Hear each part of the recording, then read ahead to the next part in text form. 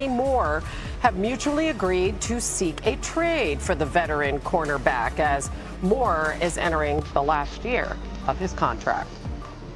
Meanwhile, in case you missed it, Kirk Cousins reported for Raiders offseason workouts this week, and among other things, he said he's excited about connecting with one of his new playmakers. Yeah, I think he may be the best tight end in football. Hopefully we can make that a reality this fall, but got to keep him healthy, just like some of the other great players on his team. But he gives us an ability to use a lot of different personnel groupings. I think it can allow us to be very creative with how we attack defenses. I've always really enjoyed playing with talented tight ends because of the curveball that it throws at defenses, and I expect Brock to be as good of a curveball as I've ever played with. That's some pretty high praise. Mina, how does Brock Bowers elevate this offense, no matter who's playing quarterback? Yeah, I like Cousins' comment about his versatility, especially when you think about the young quarterback coming in, Fernando Mendoza.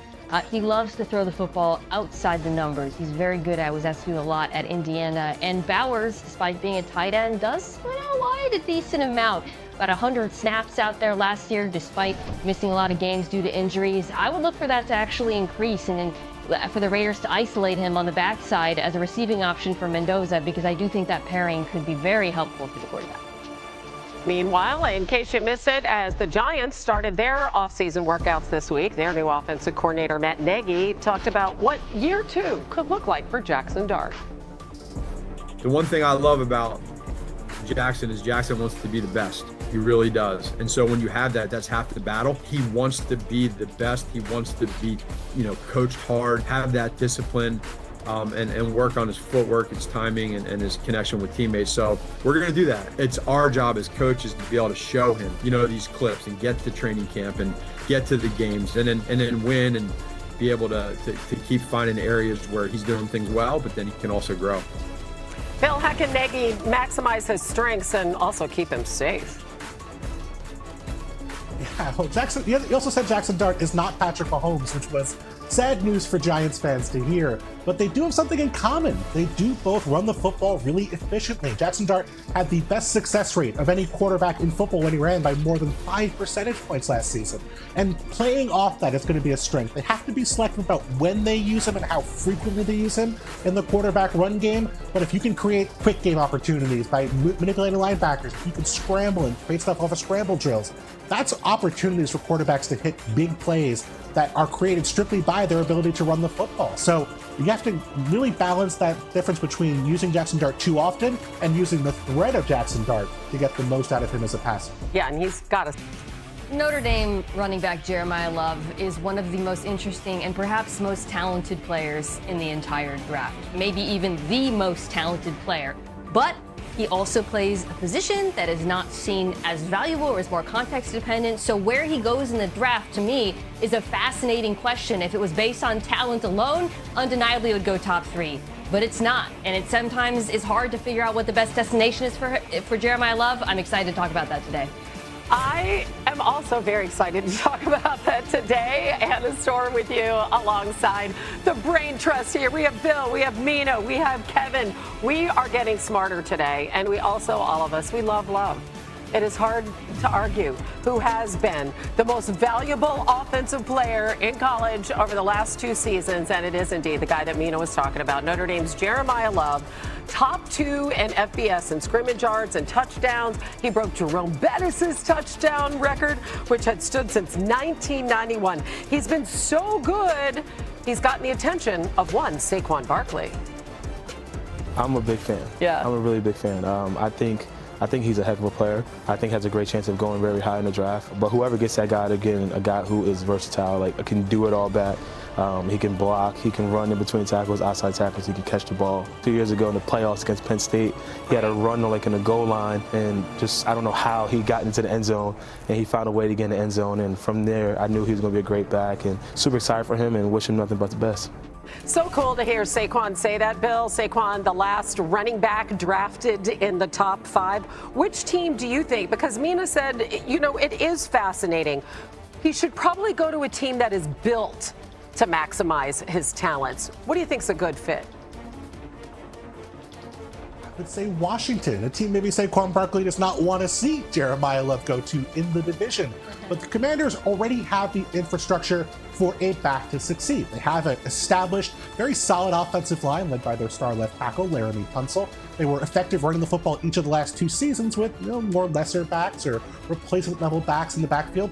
And they have Jayden Daniels. And when you have a mobile quarterback, that changes the numbers for you up front. Now that backside defensive end, those linebackers, they have eyes on the quarterback because the quarterback might keep the football and run himself. We saw Saquon Barkley and Derrick Henry both improve their efficiency dramatically as runners when they got with mobile quarterbacks. Saquon with Jalen Hurts, Derrick Henry with Lamar Jackson. So getting him in an offense that's going to have a quarterback who's a threat to run with the football, either on design runs or on scrambles or off of play action, could be a way to make Jeremiah lives easier in year 1 with the Commanders. Until that clip of Saquon at Augusta, I thought this show was going to be a safe space to not remind me how bad my Masters picks were. But let's talk about Jeremiah Love here for a second. I'm looking at this and I'm seeing him maybe falling to the back of the top 10 or even out of the top 10 could be the best thing that ever happened to him. We've proof of concept from last year. Ashton Genty going to Vegas with nothing around him was a really bad situation for basically everybody involved. It made the pick look worse than it actually was. I'm eyeing the Rams at 13 or potentially a team trading up into the back half of the top 10. Hasn't happened since Melvin Gordon in the first round. The team trades up to go get their guy. Love the Commanders, as Bill said. That would be a nice pick there. Jayden Daniels obviously trying to accentuate the deep ball again this year, but the running game, the running lanes are going to be huge part of that. So I think there's a bunch of really good teams that are built now to win. I like the Jahmyr Gibbs model of playing behind a great offensive line, explosive runs, feeding into a contender. That is my fit for Love more than maybe a top 5 team that is still building, wouldn't have the line to support him.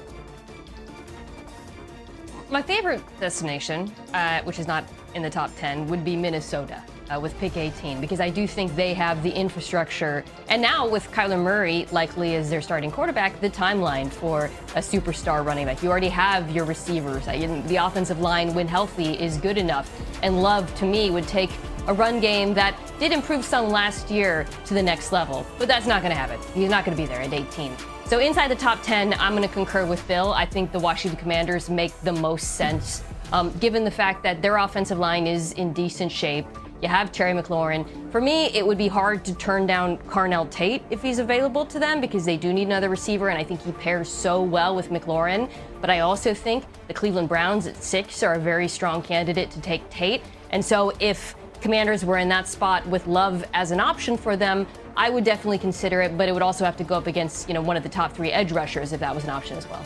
When we refer to him as a running back, are we selling him a little bit short, Bill, because of the other things that he can do? Like, how would you anticipate that he might be used in the NFL?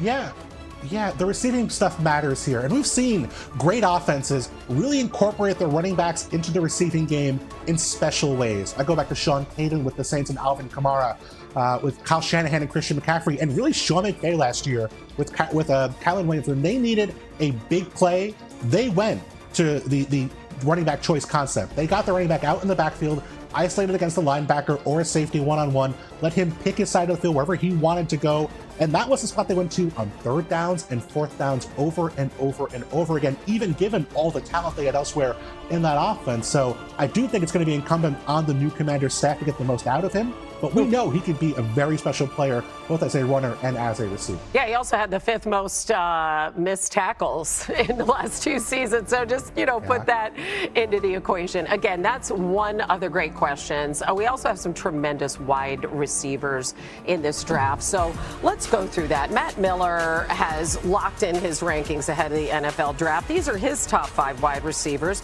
USC's Mekhi Lemon leading things off. Miller most recently has him going 6th to the Browns. We have Ohio State's Carnell Tate. We have Indiana's Omar Cooper Jr., followed by